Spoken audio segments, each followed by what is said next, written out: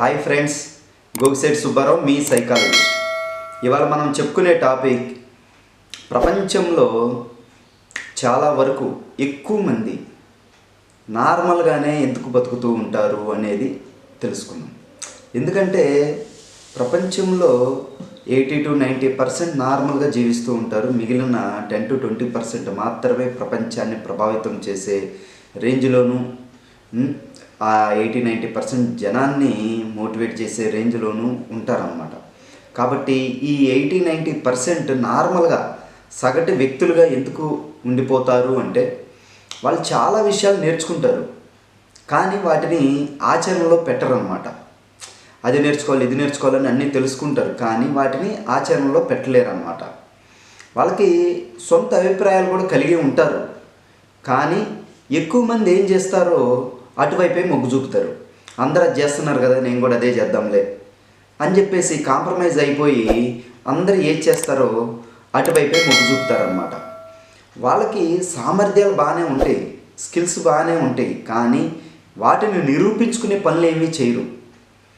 అందరు చేసేవే చేసుకుంటూ వెళ్ళిపోతారు, కానీ వాళ్ళకున్న స్పెషల్ క్వాలిటీని నిరూపించుకునే పనులు ఏ పనులు చేయరు, ప్రయత్నించరు కూడా. కాబట్టి ఎక్కువ మంది ప్రపంచంలో నార్మల్ వ్యక్తులుగా మిగిలిపోతారు దీనివలన. ఎందుకంటే వాళ్ళు చాలా విషయాలు నేర్చుకుంటారు, కానీ వాటిని ఆచరణలో పెట్టరు. వాళ్ళకి సొంత అభిప్రాయాలు ఉంటాయి, కానీ ఎక్కువ మంది ఏం చేస్తారో అటువైపే మొగ్గు చూపుతారనమాట.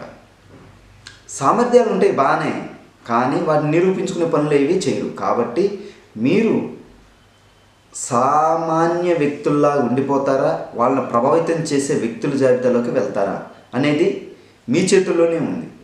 ఎందుకంటే ప్రతి వ్యక్తి ఏ స్థాయిలోకి వెళ్ళాలన్నా ఆ వ్యక్తి ముందు కాన్ఫిడెంట్గా ఉండాలి. ఆ వ్యక్తి ముందు అందరిలాగా కాకుండా డిఫరెంట్ వేలో లైఫ్ లీడ్ చేస్తూ డిఫరెంట్ థింకింగ్తో ఉన్నప్పుడే, డిఫరెంట్ పనులు చేసినప్పుడే, అతనుకున్న స్కిల్స్ని ఎక్స్ప్రెస్ చేసుకున్నప్పుడే అతను నార్మల్ వ్యక్తి నుంచి ప్రభావితం చేసే వ్యక్తికి మారుతారన్నమాట.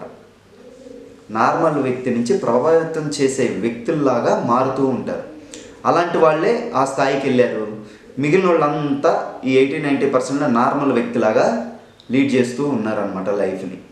కాబట్టి మీరు నార్మల్ వ్యక్తిలాగా కాకుండా ప్రభావితం చేసే వ్యక్తుల జాబితాలోకి మీరు వెళ్ళాలనేది నా యొక్క